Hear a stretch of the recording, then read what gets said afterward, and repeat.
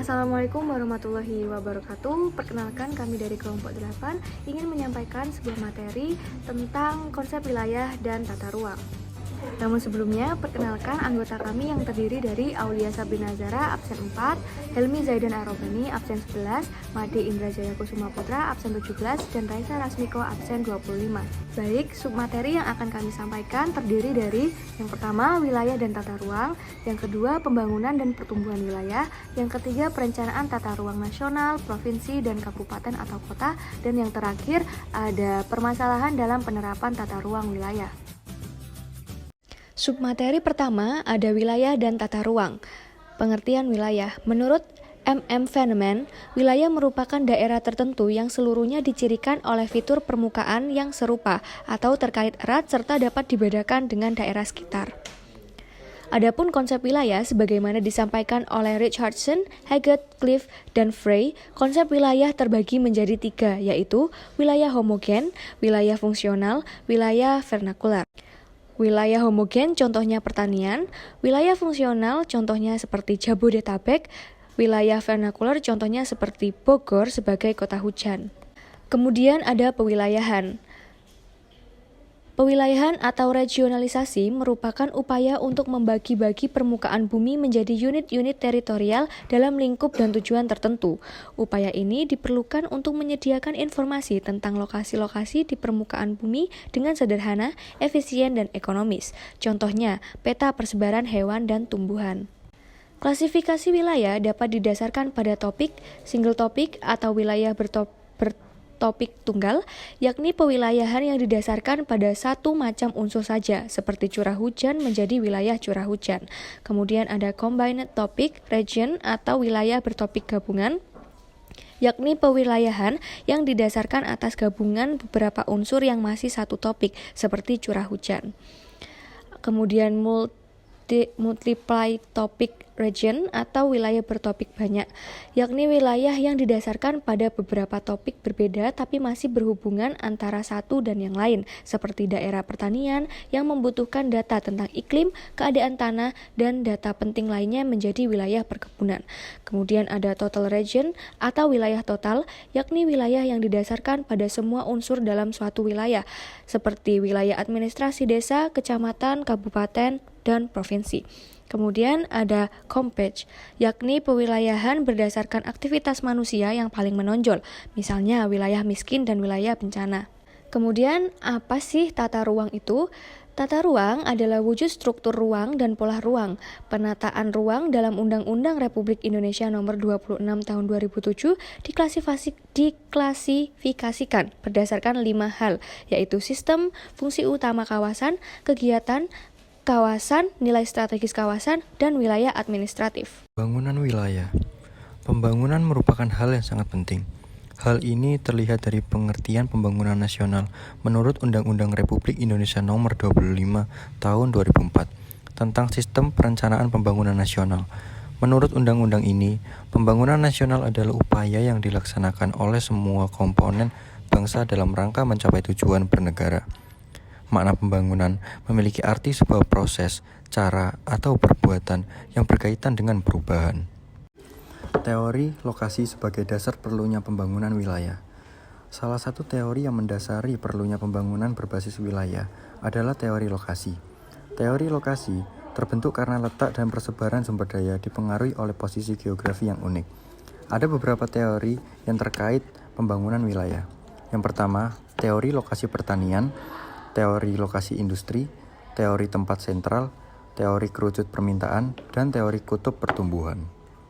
Terdapat 4 karakteristik utama suatu pusat pertumbuhan, yakni sebagai berikut. Yang pertama, ada sekelompok kegiatan ekonomi terkonsentrasi di suatu lokasi tertentu, seperti daerah perkotaan. Kedua, konsentrasi kegiatan ekonomi itu mampu mendorong pertumbuhan ekonomi yang dinamis, seperti peningkatan kegiatan produksi. Ketiga, ada keterkaitan input dan output yang kuat antar kegiatan ekonomi pada pusat tersebut. Dan yang keempat, di dalam kelompok kegiatan ekonomi tersebut, ada sebuah industri induk yang mendorong pengembangan kegiatan ekonomi pada kutub pertumbuhan tersebut. Selanjutnya, konsep-konsep pembangunan wilayah. Yang pertama, konsep pengembangan wilayah berbasis karakter sumber daya dengan berbagai pendekatan Di antaranya sebagai berikut. Pengembangan wilayah berbasis sumber daya dengan pilihan strategi berdasarkan pada sumber daya manusia. Pengembangan wilayah berbasis komoditas unggulan yang menekankan pada pilihan komoditas unggulan. Suatu wilayah sebagai motor penggerak pembangunan. Dan yang terakhir, pengembangan wilayah berbasis pelaku pembangunan yang menekankan peranan setiap pelaku pembangunan, yakni kelompok usaha kecil atau rumah tangga. Selanjutnya yang kedua, konsep pengembangan wilayah terpadu yang menekankan kerjasama antar sektor untuk meningkatkan kesejahteraan masyarakat dan penanggulangan kemiskinan di daerah-daerah tertinggal. Ketiga, konsep pengembangan wilayah berbasis penataan ruang yang diimplementasikan dalam bentuk penyusunan, penataan ruang nasional yang diperinci dalam wilayah provinsi dan kabupaten. Keempat, konsep pengembangan wilayah berdasarkan klaster atau gugus. Konsep ini mengacu pada konsentrasi dari suatu kelompok, kerjasama bisnis atau unit-unit usaha, dan lembaga-lembaga yang bersaing, bekerja sama, dan saling bergantung satu sama lain. Faktor penentu pembangunan wilayah.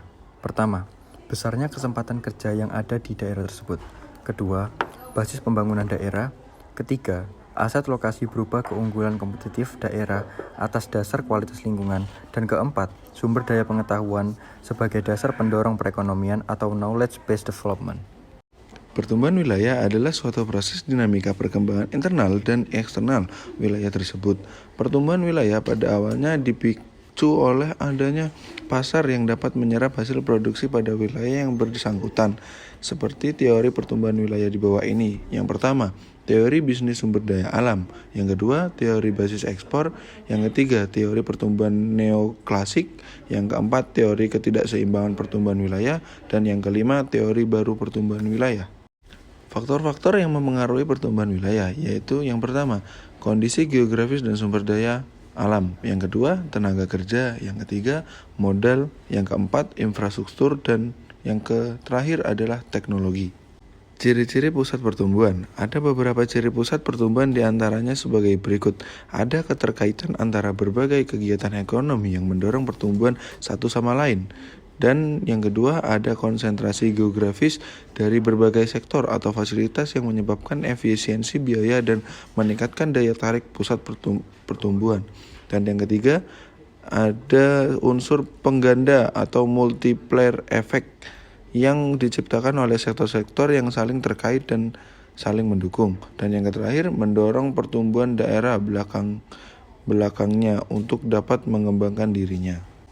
Pengaruh pusat pertumbuhan menjadi pusat sumber daya alam dan sumber daya manusia, mengordinasikan sumber daya yang terbesar di sekitarnya, menjadi inti pengembangan sumber daya yang ada di wilayah sekitarnya, meningkatkan pendapatan per kapita penduduk di wilayah sekitarnya, dan menyediakan berbagai fasilitas ekonomi seperti pabrik, bank, dan pasar.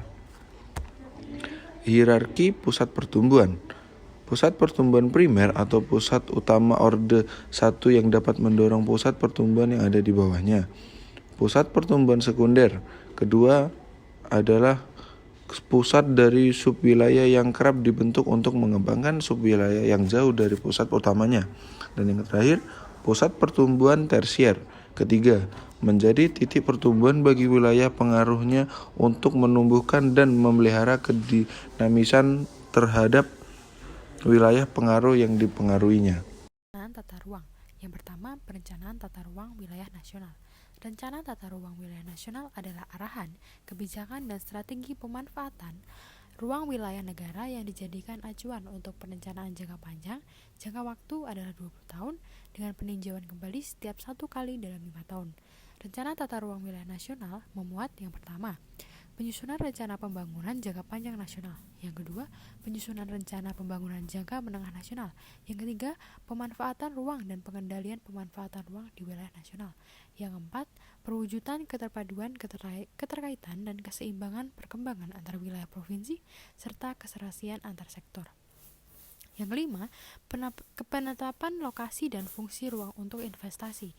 Yang keenam, penataan ruang kawasan strategis nasional. Dan yang ketujuh, penataan ruang wilayah provinsi dan kabupaten atau kota. Perencanaan tata ruang wilayah provinsi. Rencana tata ruang wilayah provinsi adalah rencana tata ruang yang bersifat umum dari wilayah provinsi. Rencana tata ruang wilayah provinsi memuat 1. Tujuan, kebijakan, dan strategi penataan ruang wilayah provinsi. Yang kedua, rencana struktur ruang wilayah provinsi yang meliputi sistem perkotaan dalam wilayahnya yang berkaitan dengan kawasan perdesaan dalam wilayah pelayanannya dan sistem jaringan prasarana wilayah provinsi. Yang ketiga, rencana pola ruang wilayah provinsi yang meliputi kawasan lindung dan kawasan budidaya yang memiliki nilai strategis provinsi. Yang keempat, penetapan kawasan strategis provinsi. Yang kelima, arahan yang pemanfaatan ruang wilayah yang berisi indikasi program utama jangka menengah 5 tahunan. Dan yang terakhir, arahan pengendalian pemanfaatan ruang wilayah provinsi yang berisi indikasi arahan peraturan zonasi sistem provinsi, arahan perizinan, arahan insentif dan disinsentif, serta arahan sanksi. Selanjutnya yang ketiga yaitu perencanaan tata ruang wilayah kabupaten atau kota. Rencana tata ruang wilayah kabupaten atau kota adalah rencana tata ruang yang bersifat umum dari wilayah kabupaten atau kota. Rencana ini memuat yang pertama, tujuan, kebijakan, dan strategi penataan ruang wilayah kabupaten atau kota. Yang kedua, rencana struktur ruang wilayah kabupaten atau kota. Yang ketiga, rencana pola ruang wilayah kabupaten atau kota. Yang keempat, penetapan kawasan strategis kabupaten atau kota. Yang kelima, arahan pemanfaatan ruang wilayah kabupaten atau kota. Dan yang terakhir, ketentuan pengendalian pemanfaatan ruang wilayah kabupaten atau kota. Tujuan penataan ruang wilayah nasional memiliki tujuan ruang wilayah nasional yang aman, produktif, dan berkelanjutan. Yang kedua, keharmonisan antara lingkungan alam dan lingkungan buatan. Yang ketiga, keterpaduan perencanaan tata ruang wilayah nasional, provinsi, dan kabupaten atau kota. Yang kedua, wilayah provinsi memiliki tujuan sebagai dasar untuk memformulasi kebijakan dan strategi penataan ruang wilayah provinsi. Yang kedua, memberikan arah bagi penyusunan indikasi program utama dalam rencana tata ruang wilayah provinsi. Yang ketiga, sebagai dasar dalam penetapan arah pengendalian pemanfaatan serta ruang wilayah provinsi.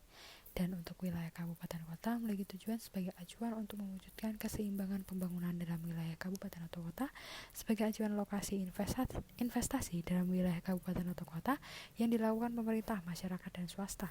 Dan yang terakhir, sebagai pedoman untuk penyusunan rencana rinci tata ruang di wilayah kabupaten atau kota. Selanjutnya, kita masuk ke permasalahan dalam penerapan tata ruang wilayah. Yang pertama, belum semua daerah di Indonesia mempunyai rencana tata ruang wilayah atau RT/RW yang sesuai dengan RT/RW nasional. Yang kedua, perencanaan tata ruang selalu disatukan dengan rencana pengembangan. Yang ketiga, perencanaan lebih banyak didominasi oleh keputusan politik. Yang keempat, konflik kepentingan antar sektor, kehutanan, pertambangan, lingkungan, prasarana wilayah. Dan yang kelima, terjadi alih fungsi lahan. Demikian materi yang dapat kami sampaikan. Mohon maaf bila ada kekurangan. Wassalamualaikum warahmatullahi wabarakatuh.